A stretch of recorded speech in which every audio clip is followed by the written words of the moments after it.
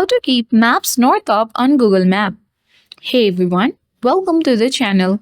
This is Rose and I'm here to guide you to keep maps north up on Google Map. So do watch the video till the end, and without any further ado, let's dive right into the video. First of all, ensure that you have updated version of Google Map on your device. Tap on it and open Google Maps. Then you will land on the Explore section of Google Maps, where you have to tap on the profile icon at top right corner of the screen. Select Settings on this menu page. Scroll down and then locate Navigation Settings. Tap on it. Scroll down and you need to come under the Map display, where you can see the option for Keep Map North Up.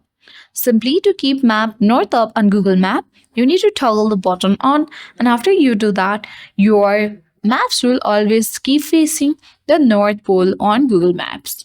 I hope this video worked for you. Thank you for watching, and if you are new to our channel, hit the like button and subscribe for more tech and tips videos.